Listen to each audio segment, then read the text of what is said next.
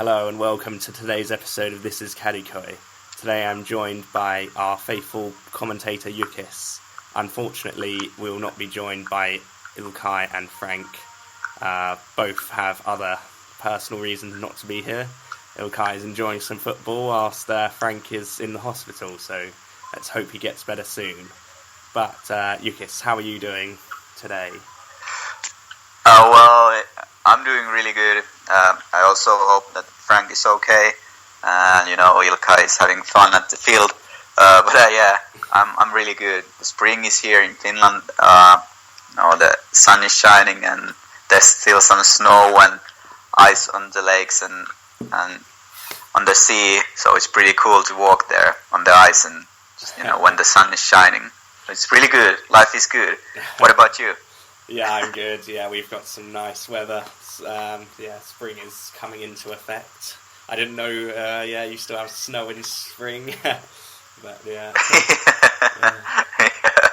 Yeah, it's Finland. Yeah. I think let's start today's episode by talking about Aykut Kocaman. So we've learned recently that Dick Advocat will not be our coach next year. It was always, I always felt this was going to be the case, but obviously we don't always know what our board is going to do. He did only sign a year contract though, so I always felt he's not really going to be a long-term solution. But I think over the past week or so, every day I hear news of Aykut Kocaman returning to Fenerbahce.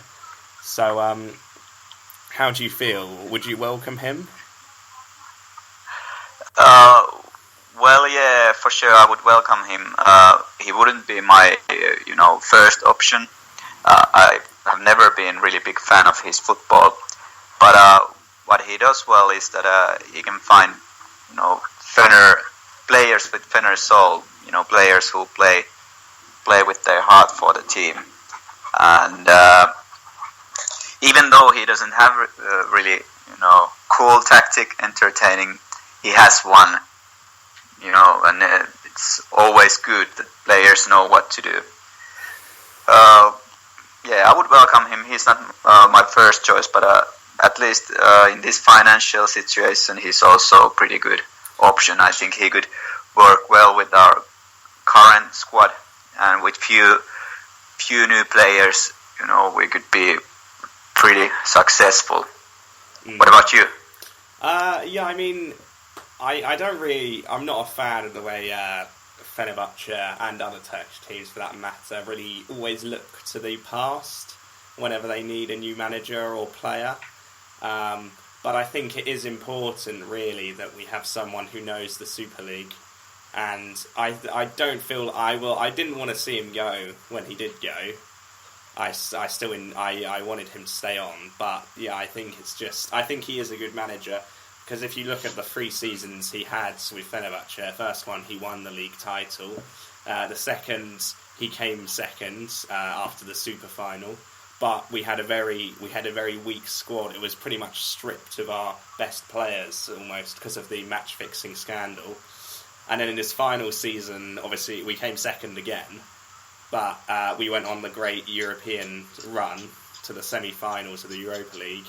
And also in those both last 2 seasons, we won the Turkish Cup as well. So he is one of Turkey's greatest managers at the moment.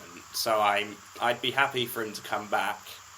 I think he is one of the best options. But like you said, with the financial fair play, I think it's gonna affect us if we still have the fair financial fair play implications over the summer, and we can't afford to spend money again without selling players, then I think I don't think we'll be champions. I can say that already.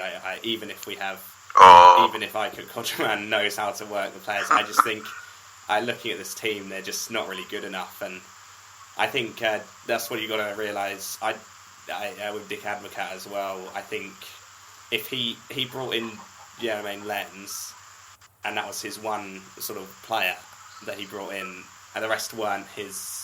Just like he's inherited this squad, and I think there's only it's not that good really. So I think I'm just saying, I'm not having my hopes. I don't have any really hopes for next season.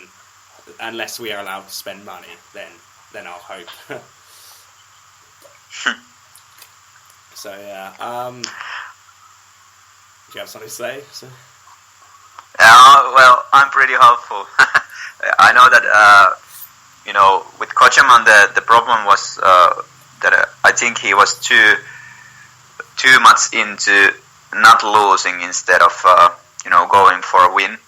It's good it was good in Europe, but in league we dropped too many points. But yeah, the squad weren't the best possible.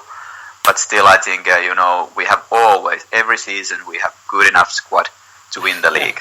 Besiktas doesn't have any better team than we have. Galatasaray, they haven't had in many years better squad than we have. Yeah. But yet they have won the league. So I think we definitely have a good enough squad to win the league, and at least good enough not to drop points against Alanya and Adana and all the poor teams in the league. Yeah. But yeah, that's my opinion. Yeah. So the next game for Fenerbahce will be against Konya on Friday. And obviously Konya, a good team, managed by the man we've just been talking about. And so what are your hopes for Friday's game? Well, of course, I hope we're gonna win the match, but and I think we're gonna probably win it because it's our home game. Even though we have won less than half of the home games this season, but still we are the favorites there.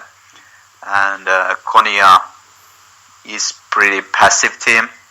So they are not gonna punish us with the counter attacks. They probably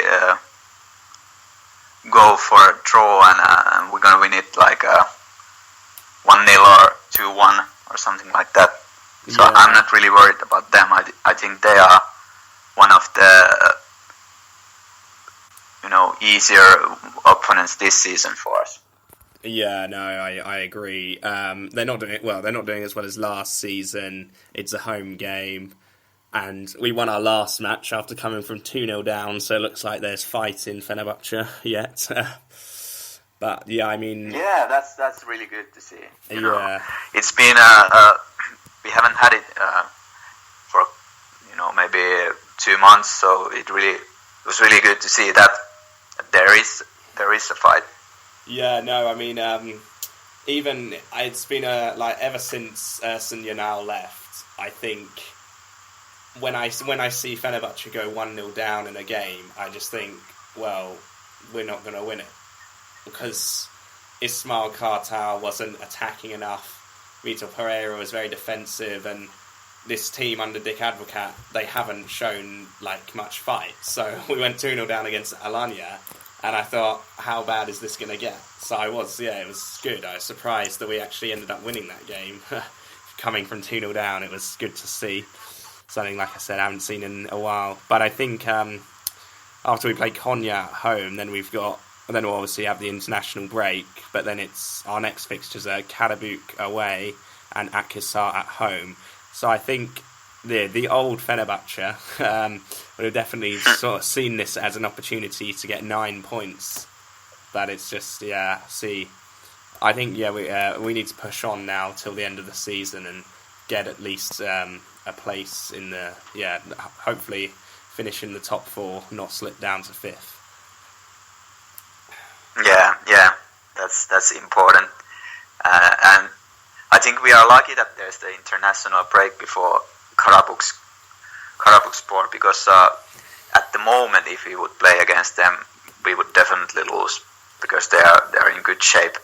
But they might lose their focus. The international breaks are always like that.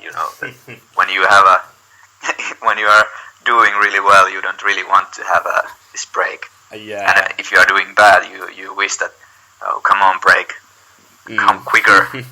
Well, I mean, yeah, I in the 1 week can do a lot. I always feel with Fenerbahce we haven't ever really we're not very good after an international break, so there's a bit of worry there. And also after winter break and the start of the new season, we're always quite a slow team to start off with. So, I mean, I think I don't know what it'll be like, but obviously at the moment I'm not. That's gonna. I think away at Karabük, and they're doing well. I think that we're gonna find that a tough game to play in. Yes. So they have a good team. Yeah. I guess we've sort of reached the end of today's podcast. So thank you for listening. Yeah. And we'll see you after the international break. Yes.